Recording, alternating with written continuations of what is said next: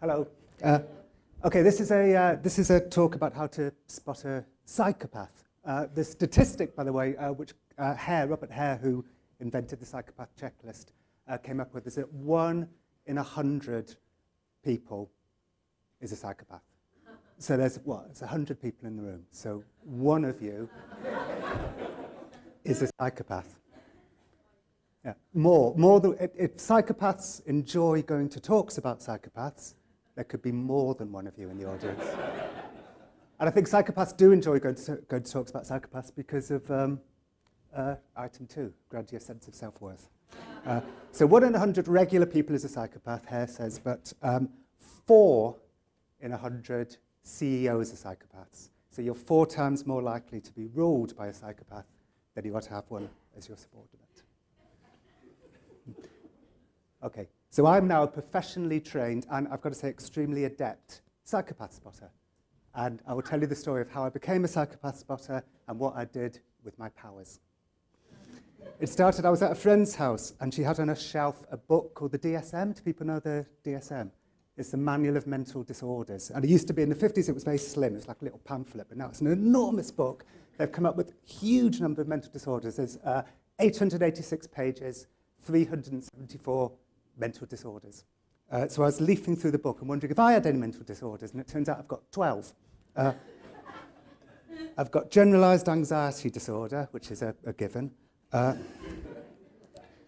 got nightmare disorder, which is categorized if you have recurrent dreams of being pursued or declared a failure. And all my dreams involve somebody chasing me down the street going, "You're a failure." I've got malingering, and I think it's actually quite rare to have both malingering and generalized anxiety disorder because malingering tends to make me feel extremely anxious. And I have parent-child relational problems, which I blame my mother for. And I have caffeine-induced disorder, which I've got right now. So I was leafing through this book wondering, my goodness, am I crazier than I thought I was? Or maybe it's not a good idea to self-diagnose if you're not a trained professional.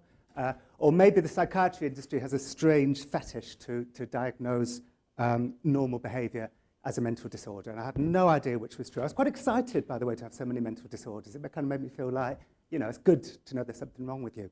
And I wondered actually whether my anxiety was a good thing. Maybe it's a thing that drives me forward to achieve. You know, maybe it makes me do interesting things. Anyway, I was wondering, you know, what is all this? So I thought it'd be interesting to meet a critic of psychiatry to get their view on it, which is how I ended up having lunch with the Scientologists, who have a crack team of psychiatry busters called the CCHR.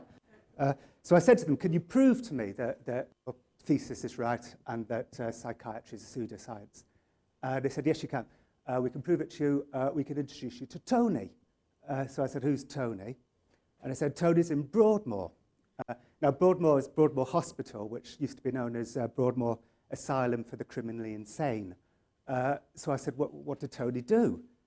And the Scientologist said, hardly anything. He's completely sane. He beat somebody up or something. He's totally sane. He faked madness to try and get out of a prison sentence. And he faked it too well, and now he's stuck at Broadmoor. And the more he tries to convince people he's sane, the more they take it as evidence that he's crazy. Do you want us to get you into Broadmoor to meet Tony? So I said, yes, please. So I went to Broadmoor. The Scientologist got me in. It's not easy. And we were sitting in the wellness centre.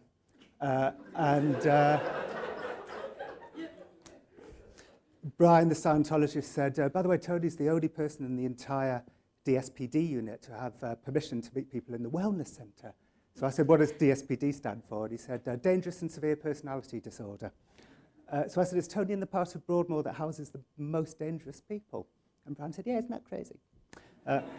So then the patients started drifting in, and most were overweight, and they were wearing sweatpants, and they looked quite docile. And then Brian said, there's Tony. And Tony came in. And he wasn't overweight. He was in extremely good shape. And he wasn't wearing sweatpants. He was wearing a pinstripe suit. And he was walking towards me with his arm outstretched, like someone out of The Apprentice. Somebody wanted to convince me that he was very sane. So he sat down. And I said, was it true that you faked your way in here? And he said, yeah. He said, I beat someone up in Reading. I was on remand in my cell, and my cellmate said, you're looking at 5 years. What you need to do, fake madness. Tell him you're mad. You'll go to some cushy hospital, nurses will bring you pizzas, you'll have a PlayStation. So I said, so how did you fake madness? He said, well, I asked to see the prison psychiatrist. I'd just seen this film called Crash by David Cronenberg, in which people get sexual pleasure from enacting car crashes. So I told the psychiatrist, I get sexual pleasure from enacting car crashes. And I said, why? I said, oh yeah, I told the psychiatrist I like to watch women as they die because it would make me feel more normal. So I said, where'd you get that from? He said, oh, from a biography of Ted Bundy that they had in the prison library. So he evidently faked madness much too well, and they sent him to Broadmoor, and he took one look at the place, said, there's been a terrible mistake. I'm not mad. I said, how long have you been here for? He said, well, if I'd just done my prison sentence, I'd have got 5 years. I've been in Broadmoor for 12 years. So for the last 12 years, he's trying to convince them that he's sane. I said, well, how do you do that? He said, well, it's not easy. I subscribe to New Scientist. I like to kind of, I try and talk to them about kind of normal things like football and so on. There was an article in New Scientist recently. They said that the US Army was training bumblebees to sniff out explosives. So I said to the nurse, did you know that the US Army is training bumblebees to sniff out explosives? He said later when he saw his case notes, they'd written, believes bees can sniff out explosives. He said, the more you try and act sane, the more crazy you seem. So Tony seemed completely sane to me, but I'm not a professional. But I left and I wondered what to do. So I decided to write to his clinician, Anthony Mason. I said, well, what's the story? And his clinician emailed back and said, yeah, we accept that Tony's story is true. We accept that he faked madness to get out of a prison sentence because his delusions were very cliched. However, we've assessed him and we've decided that what he is a psychopath. And in fact, faking madness is exactly the kind of cunning and manipulative act of a psychopath. So faking your brain going wrong is evidence that your brain has gone wrong. He said it's on the checklist, cunning, manipulative. And I said, what else? He said, pinstripe suit, classic psychopath. That speaks to grandiose sense of self-worth and also glibness, superficial charm. Tony had told me that he didn't like to hang around with his neighbours. He had like the Stockwell Strangler on one side of him. So he stayed in his room a lot, and they take that as a sign that he's a psychopath because it speaks to lack of empathy, grandiosity. So only in Broadmoor would not wanting to hang out with serial killers be a sign of madness. So Anthony Maden said, if you want to know more about psychopaths, you can go on a psychopath spotting course. Robert Hare, who invented the psychopath checklist. So I did. I went on a 3-day course, which is exactly the same as people who now are court experts who speak at sentencing hearings and so on to determine whether somebody is a high-scoring psychopath or not. I went on a 3-day course, and I am now an extremely adept psychopath spotter. Hare said to me repeatedly, he said, some guy in Broadmoor who may or may not have faked madness, that's not a big story. The big story is corporate psychopathy. He said psychopathy is so powerful a brain anomaly, and it is a brain anomaly, he says. It's the amygdala doesn't send enough signals of fear and distress up and down to the central nervous system. Psychopaths are the neurological opposite of me. My amygdala sends way too many signals of fear and distress up and down to my central nervous system. So they don't feel anxious, no anxiety. He said it's such a powerful brain anomaly that it molded society all wrong. Capitalism, at its most ruthless, is a physical manifestation of psychopathy. That's how powerful the condition is. We are all victims of psychopathy. He said, you really want to try and get an interview with a corporate psychopath. So I looked around and I chose Al Dunlap. Al Dunlap in the 1990s was a very notorious asset stripper. He would come into a company and he'd fire everybody and the share prices would shoot up. He did it at Scott, which was one of America's leading toilet paper manufacturers. He came in, closed down plants all over the place. And he'd kind of fire people quite often with a quip, with like a funny joke. So one of his stories was, somebody came up to him and said, I've just bought myself a new car. And our Dunlop said, you may have a new car, but I'll tell you what you don't have, a job.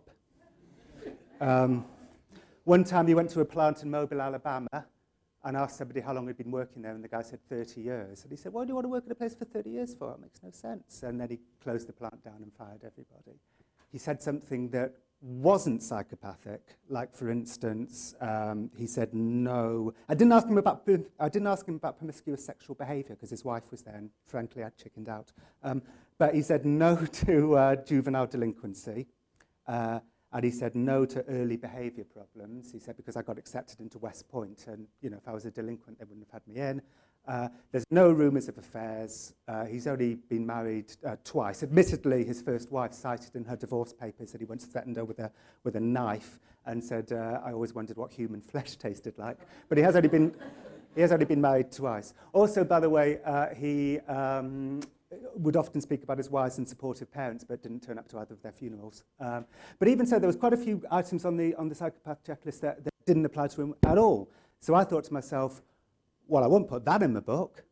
And then I realised, my goodness, being a psychopath spotter has turned me somewhat psychopathic. I was displaying lack of empathy. I was being cunning and manipulative. And it had turned me kind of power mad. And then I got a call from Tony in Broadmoor. And he said, by the way, Tony has always denied being a psychopath. He says, the problem with the checklist, he says, one of the items is lack of remorse. Another item is cunning, manipulative, and pathological lying. So if you tell them you feel remorse for your crime, I feel enormous remorse for what I did. They say, typical of the psychopath, to pretend to be remorseful when they're not. He said it's like voodoo. They turn everything upside down. And the Hare checklist is used by experts in sentencing hearings and parole and probation hearings all the time. The rest of somebody's life can be determined on how high they score on the psychopath test. Anyway, Tony said he had a tribunal planned, and would I like to come? So I went to it. And after 14 years now in Broadmoor for a crime that would have got him 5 years if he hadn't faked madness, they let him go. And he's now out. He said to me, he said, John, so what you've got to remember, everybody's a bit psychopathic. He said, you are, I am. Well, obviously I am. I said, what are you going to do now? He said, well, there's a woman in Belgium I fancy, but she's married to get her divorced. But that's okay, because we're manipulative. So Tony's out and about. I spent a long time wondering, actually, what I should think about Tony. I was worried, because part of me really wanted to support him, and another part of me thought, well, he might be a psychopath, and they have a 60% recidivism rate. What do I do? So for a while I wondered whether I should write about him in a supportive way, but not quite good enough for it to actually work. So like campaign for his release, but quite badly, like a sort of crap Bono. But now I've decided, actually, is Tony a psychopath or is Tony a miscarriage of justice? And the answer I came up with is both. You could be a psychopath and you can also be a miscarriage of justice, because we should not be determined by a checklist, and we should be defined by our sanity and not our madness, if we possibly can. And sometimes it's our madness, it's the least attractive aspects of our personalities, it's our anxieties and our compulsions and our obsessions that lead us sometimes to do quite interesting things, that lead us to move forward and succeed. Thank you very much.